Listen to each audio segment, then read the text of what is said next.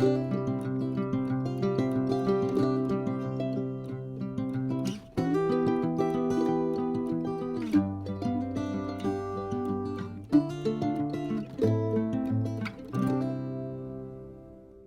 will be working on the small nesting basket today. So here's the supplies you'll need. You'll need your fabrics cut and the sizes listed on your fabric and thread key for the small basket. For pieces, all your pieces are listed here. All of your fabric sizes are listed here. You will also need embroidery thread with a bobbin. You'll need regular embroidery thread and wash away thread. You will need your hoop shape pieces. You can either do the files for the hoop shape or you can print your patterns in your USB for all your different shapes. And then we will cut your hoop shape pieces out using those patterns. And we also need a tearaway stabilizer, and you will need a wash away stabilizer. The first thing we need to stitch to get our nesting basket started is the handle, and that is done with wash away stabilizer, which is what I've got in my hoop right here. The first step, you will stitch your placement stitch. The directions ask you to use water soluble thread, which we do definitely recommend. I used a color just so it can be seen on the video. And then the next step is to go ahead and place our hoop shape within there. So I like to use my little glue pen. So I'll just put a little bit of glue right there and get it centered within that stitching.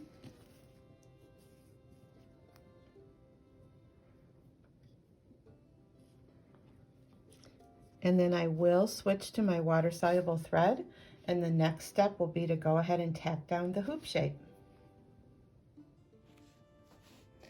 So here's our hoop shape all stitched down with the water soluble thread. Hopefully you can see that. So next what we do is we turn the hoop over. By the way, I did put 2 files in my hoop. They come singly, but to save on stabilizer and time, I did go ahead and put 2 in the hoop at the same time. So we'll turn, this is the back side of the hoop. I've turned it over. I'll take a piece of my fabric for the handle. And again, I like to use a little glue stick. I'll center that over the hoop shape and just kind of tack the corners down just a little bit.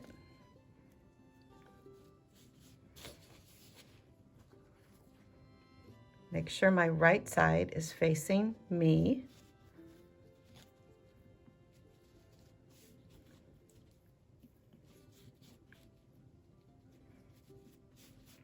And then we turn it over.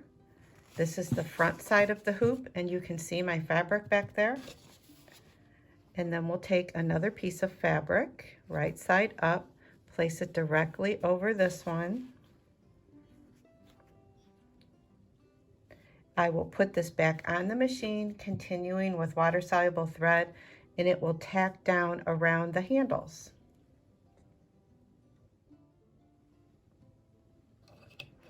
So I have this turntable, which I love to use to trim things in my hoop, so I could just turn it around like this and not have to disturb the fabric at all. So I've gone ahead and stitched my water soluble thread stitching around my handles. So I'm on the front right now. I will trim this right up to the stitching. I will not trim here. You'll see in a second. We'll trim the inside of the handle using my mini hoop scissors.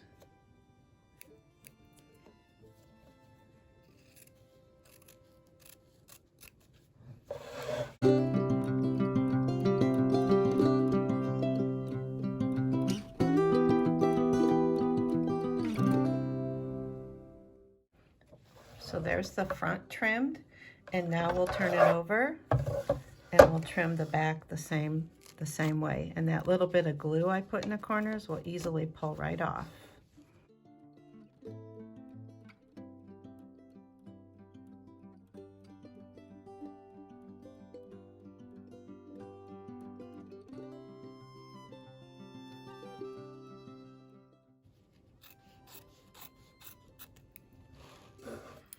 So I'm leaving these little bits here at the ends of my handles on the front as well as the back, because this will be my seam allowance later when we assemble the bag.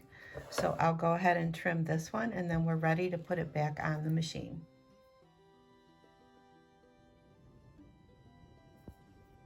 Before I put it back on the machine, I'm going to change my thread to my quilting thread in the needle and the bobbin. You can choose to use a different color if you'd like, so we'll go ahead and do that, and it will stitch the satin stitch.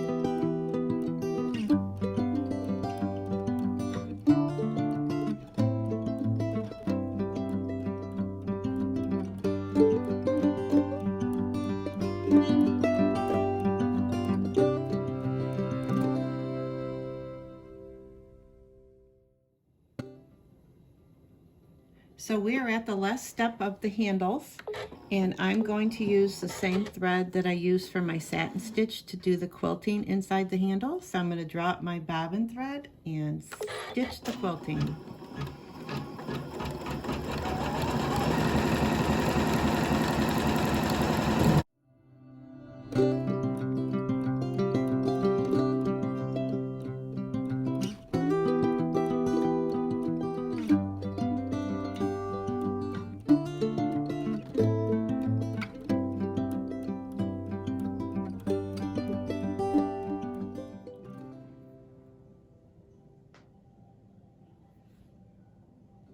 So here are my handles completely stitched in our water-soluble thread.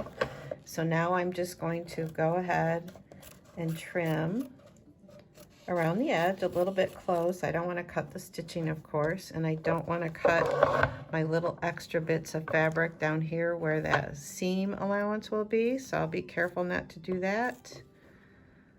So we'll cut both of them out, and then I will take them over to a sink with warm water, rinse them out a little bit, let them dry, because we need to use these to make the ends of our baskets. So here's one. I'll trim the other one out, and that's all we need to do for our handles.